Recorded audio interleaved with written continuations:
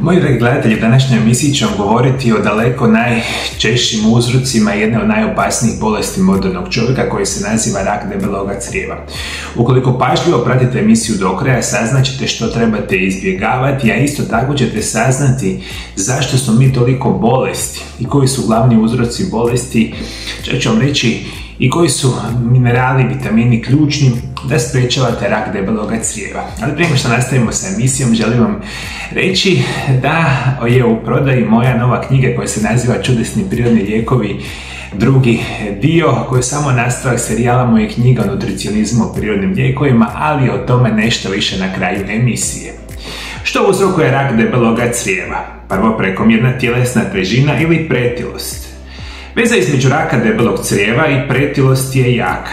Sve u svemu, ljudi koji su pretili imaju više od 30% veću vjerojatnost da će razviti ovu vrstu raka od ljudi normalne tjelesne težine. Drugo, dijabetes tipa 2.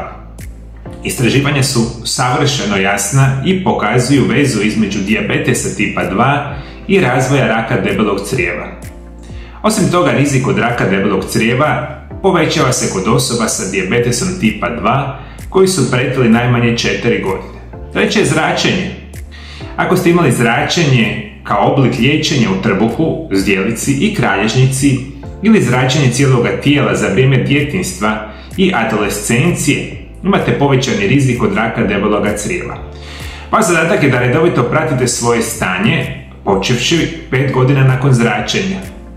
Ove opcije uključuju testiranje stolice svake 3 godine ili kolonoskopiju svakih 5 godina. Istraživanja također sugeriraju da muškarci koji su primili terapiju zračenjem za liječenje raka prostate i testisa imaju veću stopu kolorektalnog raka. Ono što morate voditi računa je jedan naravno od vodećih uzroka zašto osobe dobivaju rak debeloga crijeva apsolutno će biti genetska predispozicija. Nažalost, određeni broj osoba ima već u genetskom materijalu upisano da će nekada razviti rak debeloga crijeva, pa tu itekako morate voditi računa. Pogledajte svoju bližu rodbinu, roditelje i slično. Ako ima rak debeloga crijeva, jako je dobro kontrolirati svoje stanje, specijalno nakon 40. godine života. Možemo isto tako reći da postoji nešto što se naziva Post-Jergensov sindrom. Ovo je nasljedno stanje koje uzrokuje polipe debelog crijeva koji su skloni kancerogenom. PGS nije čest, pogađa samo jednog od 25.000 do 300.000 ljudi pri rođenju. Dalje, česti uzrok raka debelog crijeva je konzumacija alkohola. Alkohol se smatra jednim od glavnih čimbenika za razvoj raka debeloga crijeva. Rizik je izravno povezan sa kroničnom konzumiranjem alkohola. Zapravo čak i umjerena konzumacija alkohola može dovesti osobu u veliku opasnost. Deveto je prehrana bogata mastima i kolesterolom, posebno crvenim mesom, na primjer govedina, janjetina i svinjetina. Povezana je sa rakom debeloga crijeva. Postoje smjernice koje kažu da nikako ne bi smjeli više od 500 grama crvenog mesa tjedno. Deseto je pušenje. Pušenje je snažno povezano sa rizikom od raka debeloga crijeva.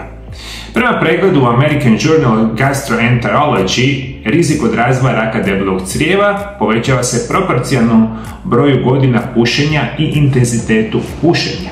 Ukoliko imate sjedilački način života, imate neku od probavnih bolesti, poput ulceroznog kolitisa i Kronove bolesti, u povećanom ste riziku od raka debelog crijeva. Ovo prevedeno znači, morate znati, moji dragi gledatelji, da je rak debelog crijeva na drugom mjestu rakova u cijelom svijetu ili specijalno razvijenim zemljama i da od ova vrsta raka umire izuzetno veliki broj osoba svake godine.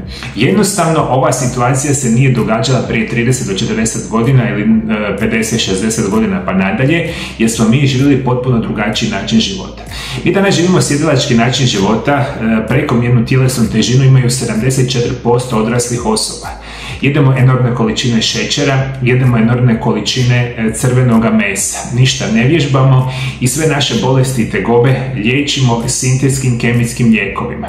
I loš način života, loša prehrana, sintetski lijekovi i generalno stanje kakvom su veliko broj osoba. Nažalost, ljudi nisu svjesni da lako možete dobiti rak debelog crijeva. Naravno, alkohol, pušenje, sve u tome igra jednu veliku ulogu i vi o tome jako morate voditi računa ako želite biti zdravi. Zašto smo bolesni? Ovo je priča stotina tisuća osoba diljem svijeta i vjerujem da se veliki broj vas može prepoznati u ovome što ću reći.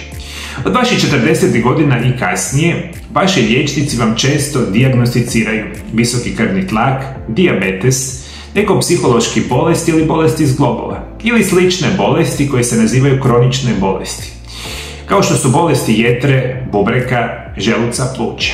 Mnogi od vas imaju rane simptome tih bolesti puno prije, ali ih ignorirate ili ih ne znate prepoznati. I često imate više bolesti odjednom.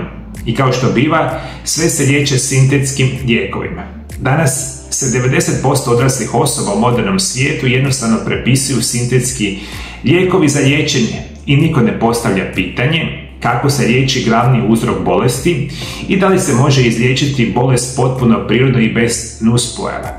To je ono što vaši liječnici nikada neće napraviti. Mi danas jako dobro znamo da otkad je mjerenja bolesnih osoba, mi smo danas u daleko najvećem broju i postotku bolesnih osoba u cijelome svijetu i ta krivulja bolesnih osoba ide rapidno prema gore. Visoki krvni tlak, dijabetes, rak debeloga crijeva, srčani udar, moždani udar, bolesna jetra, bolesni bubrezi i puno toga su u rapidnom porastu. Samo što vi jednostavno to ne znate i ne shvaćate. A jedan od onih razloga je upravo, rekli smo, loš način života i enormno gutanje kemijskih sintetskih lijekova, jer nikada se ne pitate zašto vi pijete toliko sintetskih lijekova, a da vam nikada nije bolje. Zapravo zašto ih uzimate godinama i svaki puta se sintetski lijekovi prepisuju sve više i više, a vi ste sve lošije i lošije.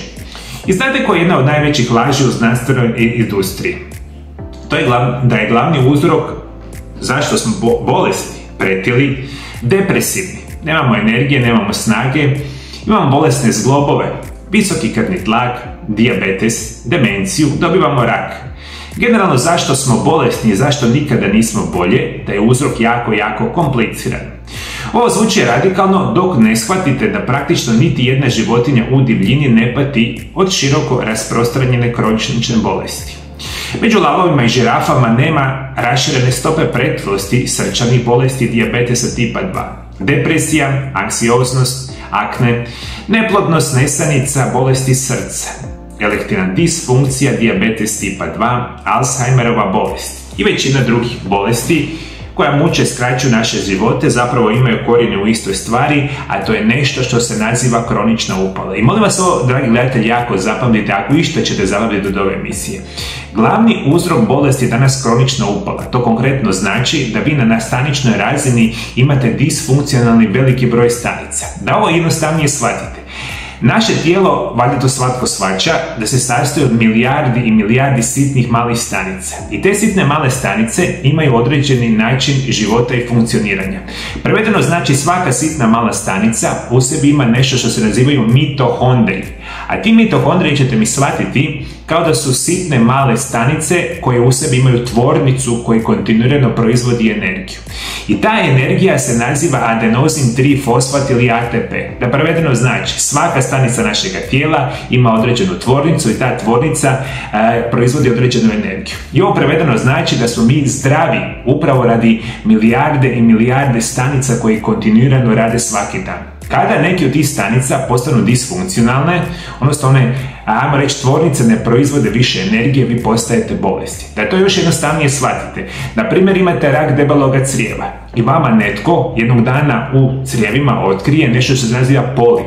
Polip je skupina, dakle, nakupljenih disfunkcionalnih stanica koje su postale, dakle, kancerogezne i one vama uzrokuju ovu tešku bolest i oboljenje. Ključ je da sve te stanice kada postanu disfunkcionalne je uzrok bolesti nešto što se naziva kronična upala. I vi sve što želite, moji dragi gledatelji, upravo je liječiti kroničnu upalu bilo koje stanice vašega tijela ili bilo koje bolesti, a ne želite liječiti simptom određene bolesti. Nažalost, realnost je potpunosti suprotna.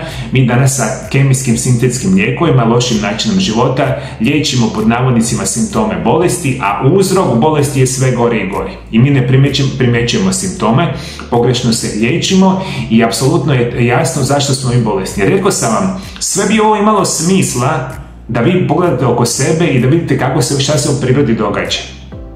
U prirodi nema masovno oboljevanja od raka, artritisa, bolesne štitnjače ili pretilosti, dijabetesa i tipa toga. Dakle, vezano za same životinje i u prirodi. Mi samo ljudi oboljevamo od toga. A mi isto tako od toga nismo oboljevali prije 100 godina, 200, 500 godina. Onda smo umirali od nekakvih stvari što su nama danas smiješne i lako izlječive, ali danas umiremo od ovoga što se događa svaki dan. A što jedemo? Glavni dio prehrane modernog čovjeka se naziva ultra prerađena industrijska hrana. To je kemijski napravljena hrana da stvara ovisnost i čini gotovo 70% kalorija koje ljudi danas konzumiraju. Nedostatak određenih mikronutrijenata, poput vitamina i minerala, može dovesti do gubitka funkcije naših stanica i u konačnici do razvoja bolesti. Preko 50% osoba iznad 40 godina ima kroničan nedostatak nekog od bitnih kritičnih mikronutrijenata, poput minerala i vitamina, a što ste stariji, taj se postotak samo povećava.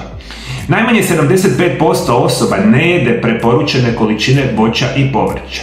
Većina naših kalorija dolazi iz rafiniranih oblika robnih usjeva poput pšenice, soje i kukuruza, od kojih svi imaju manjak mikronutrijenata i dvostruko uzrokuju probleme prepravljajući naša tijela sa viškom ugljohidrata i upalnih masti. Ovo da prevedeno znači, mi smo počeli u zadnjih 30, 40, 50 godina abnormalno jest rafiniranu, preređenu hranu koju nama nameću industrije, jer od toga zarađuju enormne količine novaca, ali ta rafinirana, preređena hrana vam je krcanata sa desecima tisuća kemikalija. To sve što kupujete danas u dućanima vas struje i uništava. I mi kada nismo dovoljno educirani i ne znamo što da radimo, onda postajemo sve više bolesti. Zašto ja ovo, dragi moji gledatelji, vama govorim? Ja vam 25 godina ovo gledam svaki dan u svojoj ordinaciji. I stvarno enormno izučavam preko 20 godina nutricionizam i prirodne lijekove i svi smo na kraju krajeva jednaki. Ono što je najbitnija informacija u svemu toga, mi ovdje ovu situaciju možemo preokrenuti. I preokrenuti prilično lako ako znamo što je zdrav način života i što su prirodni lijekovi. Meni je danas još uvijek u velikom upitniku zašto mi to danas ne radimo. Evo neki dan, zapravo, ono što isto morate znati, meni dnevno dolaze stotine i stotine upita iz cijeloga svijeta, porukama, telefonskim pozivima. Ja bih rekao da 99% poziva da su potpunosti, bespotrebni. Svi me zovete kad imate 10 vrsta bolesti i kad pijete 15 do 20 vrsta lijekova svaki dan. Takve vrste bolesti se praktično više ne mogu izliječiti. I morate shvatiti, ako vi pijete određeni lijek i ako vama od tog lijeka nije bolje, zašto vi pijete taj lijek? To veliki broj osoba ne shvaća, mi danas lijepo vjerujemo onim što nam se kaže, a ono što je bitno, vaše zdravlje je u vašim rukama. Samo trebate znati i educirati se dovoljno. Najveći problem je metabolička disfunkcija i kronična upala tijela. Zbog toga enormno novca trošimo za zdravstvenu skrb. I što veći pristup zdravstvenoj skrbi i lijekovima, ishodi su sve gori. U usporedbi prije 100 godina konzumiramo astronomski više šećera. To je isto 3000% više tekuće fruktoze. Radimo više sjedilačkih poslova i spavamo 25% manje. Također smo izloženi preko 80.000 sintetskih kemikalija u hrani, vodi i zraku. Kao rezultat svih ovih čimbenika i mnogih drugih, naše stanice više nisu u stanju stvarati energiju kao što bi trebale. I bolest nije neka slučajna pojava koja bi se mogla dogoditi u budućnosti. To je rezultat izbora koji donosite i onoga kako se osjećate. Ako se borite sa dosadnim naizgled nesmrtonosnim zdravstvenim problemima, poput umora, moždane magle, tjeskobe, artritisa, neplodnosti, erektilne disfunkcije ili kronične boli. Temeljni uzrok ovih stanja općenito je ista stvar koja će dovesti do velike bolesti kasnije u životu. Ako se ništa ne promijeni u načinu koji brinete za svoje tijelo, a ova informacija bode i može biti zastrašujuća. Ja danas nakon 5 godina rada na YouTube kanalu, skoro sam 5000 video zapisa stavio o najgorim bolestima modernog čovjeka i nevjerojatna istina da ove najgore bolesti o kojima mi danas najviše umiramo, ljudi najmanje žele gledati. To je nevjerojatno meni osobno, ja toliko se trudim vam pomoći da saznate što je zdrav način života, što su prirodni lijekovi, koji su simptomi bolesti. A vodite o još nečemu računa, moji dragi gledatelji. Rekao sam vam, i ako ćete mi vjerovati, mi smo sve gore i sve bolesni. Dakle, sve studije pokazuju, sve liste, sve smo gori. Što je još gore od svega toga, mi rapidno smanjujemo svoj prosjek života. Sve manje živimo, sve smo više bolesni, sve više pijemo lijekove, sve više loše živimo i to apsolutno svi znaju. I ništa ne mijenjaju po pitanju toga. I što se događa još, moji dragi gledatelji? Mi danas kada razmišljamo o nekakvom zdravom načinu života, moramo reći da sam također uvjeren da naš nedostatak razumijevanja temeljnog uzroka bolesti predstavlja i duhovnu krizu. Odvojili smo se od strahopoštovanja prema svojim tijelima i životu. Odvojili smo se od proizvodnje hrane koju jedemo, živimo sjedilačkim načinom života. Zbog našeg posla ili škole i odvojeni smo od naših temeljnih bioloških potreba, poput sunčeve svjetlosti, kvalitetnog sna i čiste vode i zraka. Ovo je dovelo naše tijela u stanje zbunjenosti i straha, a naše su stanice neregulirane u velikoj mjeri. Što naravno utječe na naše mozgove i tijela koji određuju percepciju svijeta. U stvarnosti tijelo je zadivljujući i međusobno povezani entitet koji se neprestano obnavlja, razmjenjuje energiju i materiju sa vanjskim okolišem. Svaki put kada jedemo, dišemo ili se sunčamo. Nema sumnje da je medicinski sustav proizveo čuda u proteklih 120 godina, ali smo izgubili smjer kada je u pitanju prevencija i poništavanje metaboličkih stanja koji danas čine više od 80% troškova zdravstvene skrbi i smrti. Sada kada imamo alate i tehnologiju za istinsko razumijevanje onoga što se događa unutar naših stanica na molekularnoj razini, imamo nevjerojatnu mogućnost pomoći našemu tijelu da optimalno funkcionira i da budemo zdravi. I da ovo još jednostavnije shvatite. Jako je veliki pokret u medicinskom svijetu zadnjih nekoliko godina, jer svi mi jako dobro znamo, i ja i bilo koji osobe moga tipa, da jednostavno zdrav način života i prirodni lijekovi su jedini način da ćete biti zdravi. Veliki broj doktora, liječnika, medicinara više ne prakticira ništa ono što je radio u bolnicama, nego otvaraju medicinske prakse i na drugi način rade sa pacijentima. Meni osobno se veliki preokret u mome životu dogodio 2009. godine kada sam otvorio svoju prvu privatnu praksu u Hrvatskoj i kada sam prvi puta u životu počeo primjenjivati zdrav način života i prirodne lijekove u liječenju mojih pacijenata. Znate do čega je to dovelo? Kompletno, dakle, suprotno nego što se radi u bolnicama. Ja sam počeo raditi u praksi jer sam u međuvremenu godinama naučio što je zdrav način života i prirodni lijekovi. Danas 16-17 godina kasnije, to je apsolutno nevjerojatno. Praktično 99% pacijenata ja sam u stanju izliječiti sa zdravim načinom života i prirodnim liječenjima. I to što je najinteresantnije, to uopće nije teško. Samo što mi sebi u glavi razmišljamo kontinuirano da je to nešto nemoguće, da moramo naše zdravlje staviti u ruke nekoga drugoga, a to uopće nije istina. Moramo se ponovo približiti prirodi, zdravom načinu života i mi onda imamo potencijal biti zdravi na duge staze. Zdravi za sebe, zdravi za obitelj, zdravi za svoje unučadi i slično, a to moramo jednostavno shvatiti da moramo naučiti. Nama niko ne može umetnuti u glavu određenu informaciju ako mi nju naravno ne uzmemo. I još samo par bitnih informacija za kraj. Rekao sam, današnja emisija je primarno vezana za glavni uzrok raka debeloga crijeva, koji je jedna od najgorih bolesti modernog čovjeka. Najvažniji vitamini za sprečavanje raka debelog crijeva, i to sve studije pokazuju, su vitamin B9, vitamin D i kalcij, magnezij kao minerali. Vi sve ove nutrijente trebate unositi u čistim prirodnim formama, specijalno ako ste vi nakon 40. godine života, kada danas rapidno veliki broj osoba oboljeva od raka debeloga crijeva. Vi ovu informaciju možete uzeti za ozbiljno ili apsolutno ne morate. To je vaša naravno odluka. Ja osobno bi živio zdravo, unosio bi recimo kod ove informacije ciljane minerale i vitamine i onda bi uspio ovu situaciju prevenirati. I zdravi, izliječiti svoje bolesti na prirodan i siguran način, bez korištenja sintetskih lijekova, injekcija i operacija. Ako ovo napravite, produžiti ćete svoj život i preuzeti zdravlje u svoje ruke. Dobro slušajte.